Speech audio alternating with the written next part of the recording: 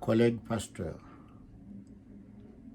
distingués membres du comité de l'Église et du corps diaconal, distingués frères et sœurs de la chorale Jaël et des groupes vocaux de l'Église, distingués frères et sœurs des divers départements de l'Église, amis visiteurs, madame, mademoiselle, monsieur, merci de vous associer à notre joie en cette célébration en l'honneur de l'Éternel.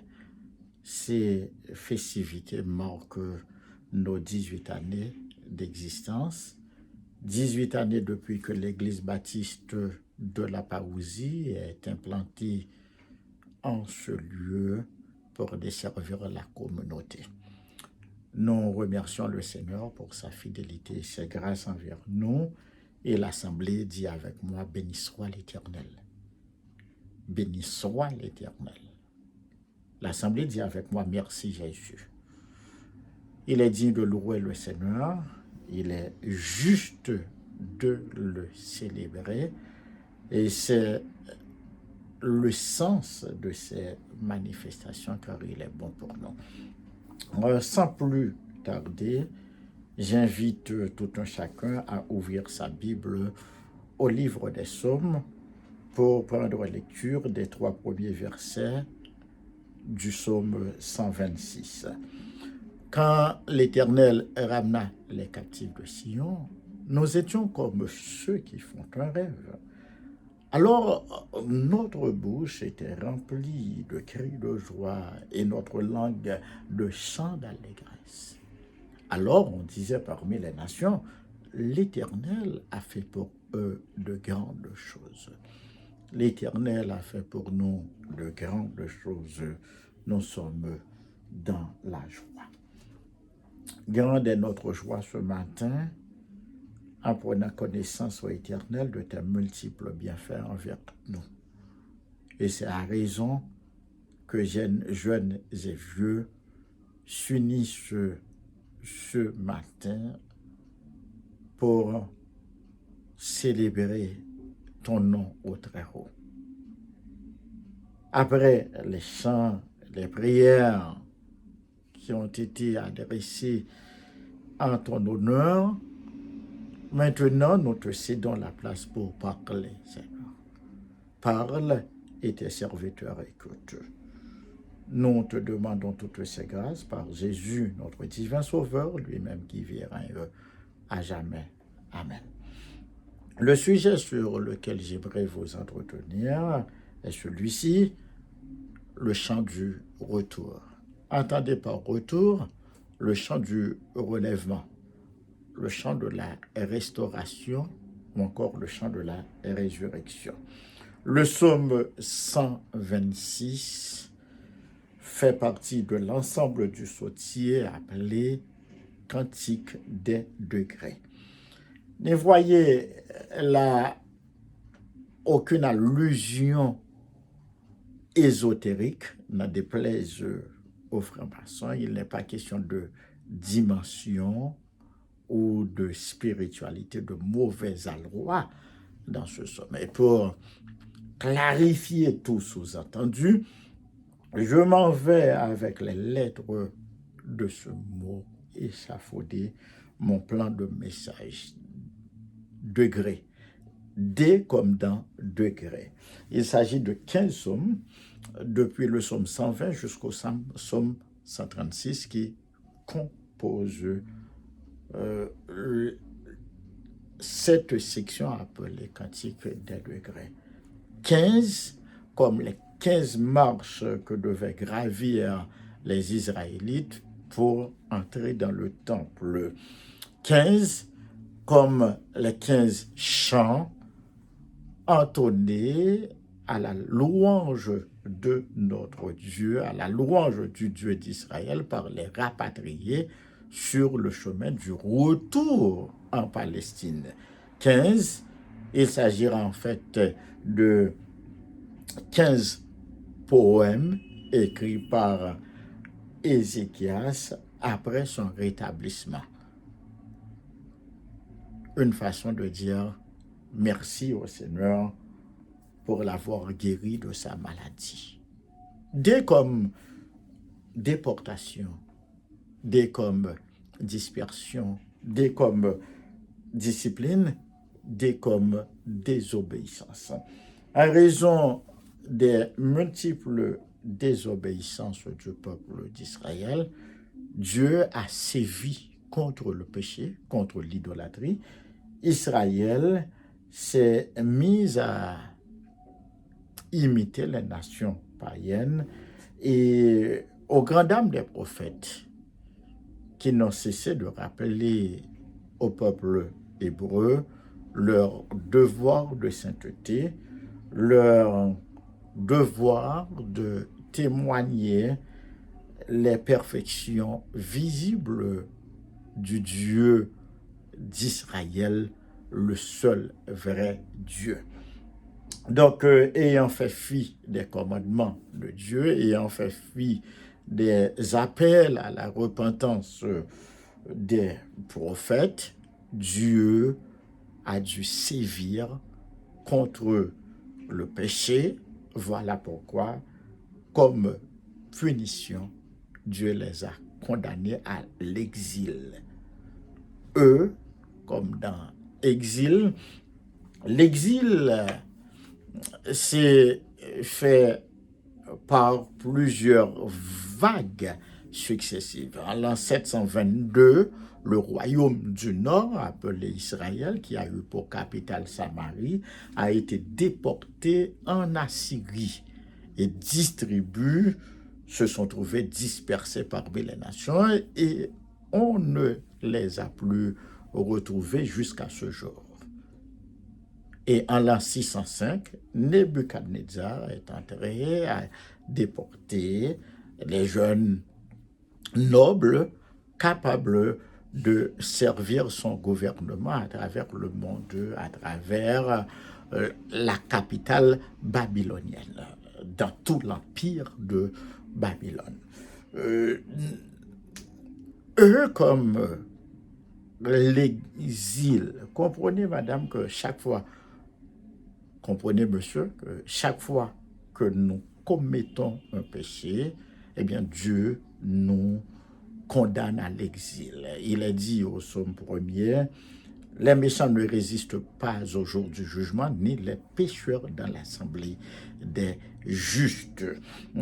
Pourquoi l'exil était aussi sévère? Pourquoi Dieu a-t-il pris le péché avec une extrême rigueur?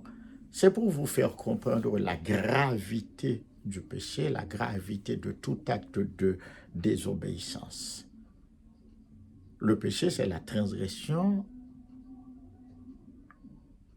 à la volonté de Dieu. Rappelez-vous, mesdames et messieurs, que Dieu ne pardonne pas le péché. Donc, c'était grave pour comprendre la dimension des désobéissances. Il faudra vous rendre compte que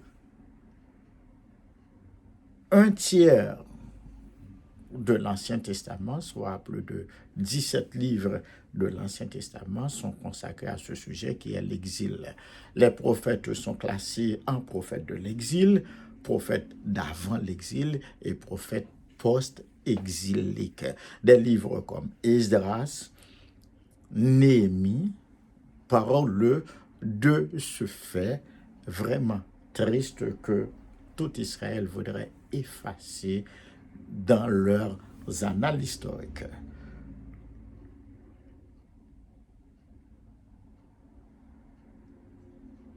J'ai comme de grâce. Certes, le péché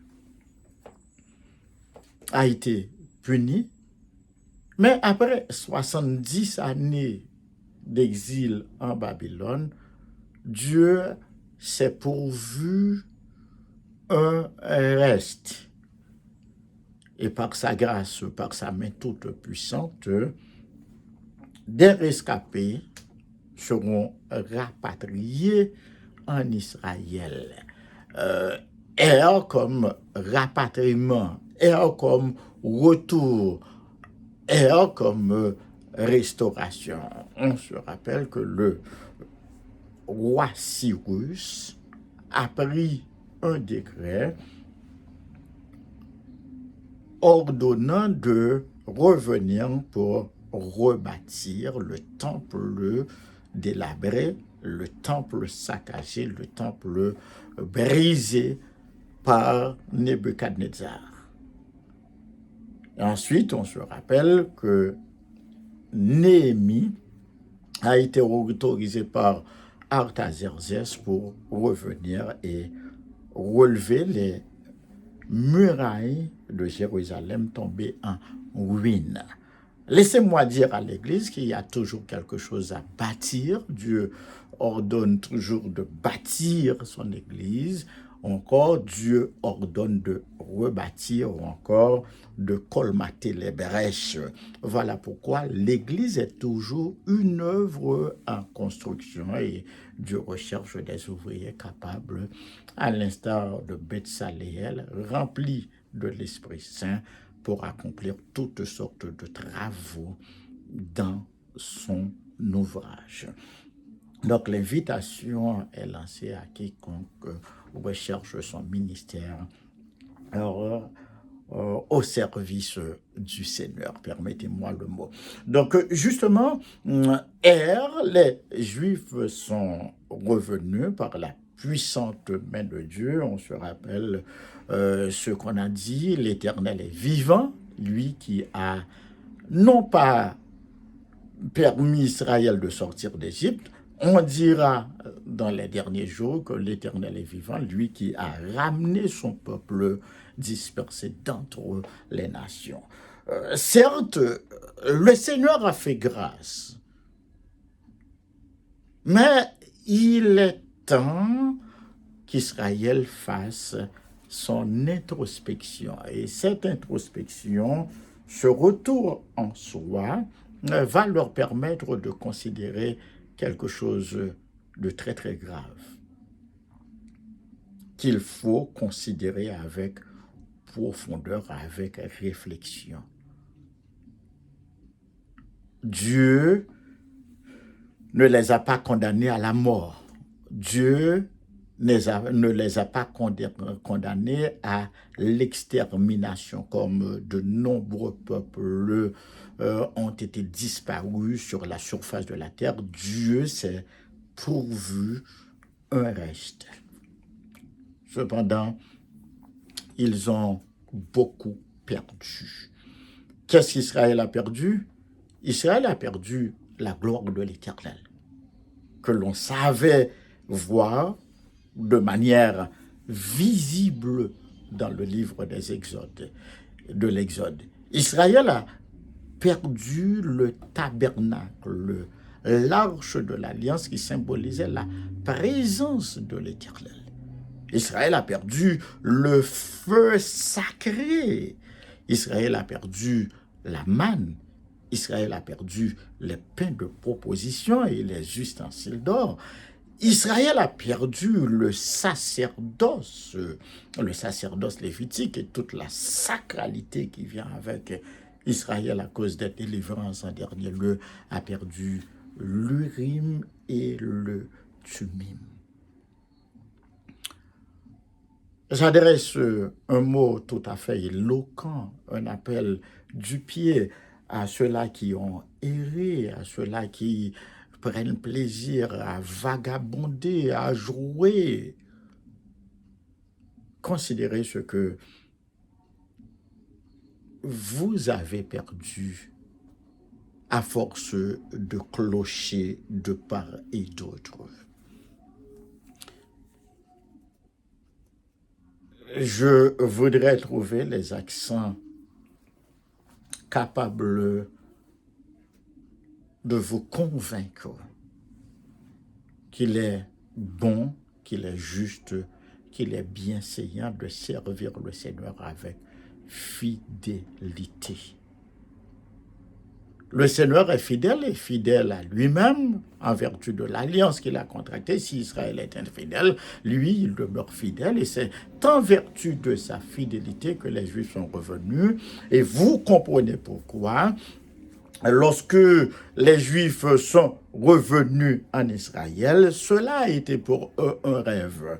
Quand l'Éternel ramena les captifs de Sion, nous étions comme ceux qui font un rêve. Israël a adressé des chants d'allégresse en l'honneur de l'Éternel, exalté l'Éternel, célébré l'Éternel avec joie, avec allégresse.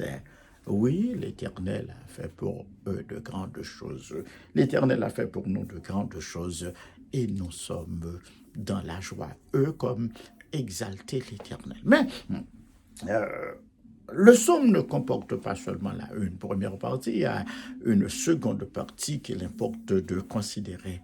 Au milieu des embrassades, au milieu des holas, des vivas, des retrouvailles, il y a une énigme. Où sont un tel, où sont une telle? Et il y a des parents qui recherchent leurs enfants qui ne sont plus. Il y a des frères et des sœurs qui sont portés disparus, des frères et des sœurs qui sont portés manquants. Certes, on ne va pas pouvoir relever les morts, mais il y en a qui sont vivants, auxquels nous avons une pensée, et cette pensée nous exhorte à supplier le Seigneur de les faire revenir. Éternel, ramène nos captifs. Éternel, ramène nos proches à toi, ceux-là qui ne te connaissent pas encore, parce que nous avons des frères, des parents inconvertis. Les maris de nos sœurs ne sont pas tous convertis. Les femmes de nos frères ne sont pas toutes nées de nouveau et nos enfants tardent à embrasser notre foi. Éternel, ramène nos captifs sur la base de ce verset disant « Crois au Seigneur Jésus et tu seras sauvé, toi et ta famille ». Nous t'adressons cette prière. Donc comprenez, et justement, cette prière renvoie à une époque lointaine, comme dans eschatologie, le retour de tout Israël vers Dieu, le retour de tout Israël essaimé un peu partout dans le monde se fera après la parousie, après l'enlèvement de l'Église. Israël reviendra dans les bonnes grâces de Dieu et au cours des 7 années de la grande tribulation, la seconde partie de la grande tribulation, Israël se tournera vers celui qu'ils ont percé, vers Jésus-Christ. Ils le reconnaîtront comme le Messie. Pour comprendre quel sera le temps où cela se passera, regardez comme si, quand Israël, de toutes les nations de la terre, quand les Juifs de toutes les nations de la terre voudront revenir sur la terre de Palestine à Sion. Laissez-moi vous dire déjà que le gouvernement israélite met un fonds ou encore relève des fonds pour pouvoir favoriser le rapatriement des Juifs d'Éthiopie, des Juifs d'Europe, les Hébreux qui n'ont pas les moyens économiques pour le faire, eh bien, on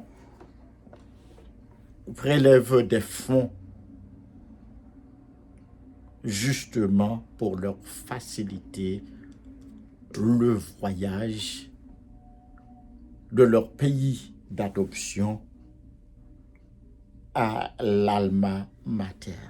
Éternel, ramène nos captifs. Et Église, c'est important que vous le sachiez, que vous le compreniez, puisque ce mouvement est déjà mise en place et qu'il y a des avions de par le monde qui sont affrétés, des avions de ligne qui sont déjà prêts en vue de ce grand exode vers le pays que Dieu a juré de donner à Abraham, Isaac et Jacob et à ses descendants. Et nous autres qui comprenons que Israël est le thermomètre de l'histoire, ayons à cœur que le Seigneur Jésus revient. Est-ce comme, le salut de Dieu est près de nous. Et lorsque la totalité des païens sera hantée, tout Israël sera greffé de nouveau. Vous et moi, ce psaume fait sens pour nous. Pendant 18 ans, Dieu a manifesté ses grâces envers nous. Pendant 18 ans, Dieu nous a protégés. L'Église a été implantée le 4 avril 2004, au moment où, justement, les troupes rebelles faisaient la guerre au président Aristide. On a vécu ces moments de trouble comme on survivra au gangstérisme qui ronge actuellement le pays. L'Église a fait face au tremblement de terre en 2010 qui a saccagé plus de 300 000 personnes se sont trouvées mortes au lendemain de ce tremblement de terre, au lendemain de ce séisme. L'Église a survécu et n'a déploré aucune perte. Vous savez que la choléra, qui est encore au pays, a multiplié les morts parmi les familles haïtiennes. Et là encore, l'Église baptiste de la Parousie a été protégée contre la pandémie Nyang Chikungunya. Et l'Église baptiste de la Parousie, tant celle de Port-au-Prince que des Baradères et que celle de New York, peut se dire que le Seigneur est fidèle et sous sa bonne garde, on a été à l'abri. Il y a 1001 raisons pour célébrer l'Éternel. Je ne veux pas faire référence aux problèmes politiques, au gangstérisme, au malfrat, et je ne veux pas faire référence aux forces du malin. Le diable a joué pieds et mains pour fermer l'Église, mais le témoignage de l'Église est allé très très loin et vous comprenez pourquoi nous mettons tant de lustre à glorifier le nom du Seigneur. Réjouissez-vous dans le Seigneur. C'est une façon, en des temps difficiles, d'anticiper la délivrance d'Haïti. C'est une façon d'anticiper l'avènement des temps prospères, des temps de sérénité, ou encore l'on pourra reprendre comme par le passé nos services de cohorte, nos services de veille de nuit, nos services d'évangélisation. Et l'on anticipe déjà où Haïti redeviendra la perle des Antilles, où il sera bon vivre en famille. Que le Seigneur revienne aujourd'hui ou demain, qu'il nous trouve veillants et debout, prêts à aller à sa rencontre. Encore une fois, Église baptiste de la Parousie, bon anniversaire et que le Seigneur vous bénisse tous.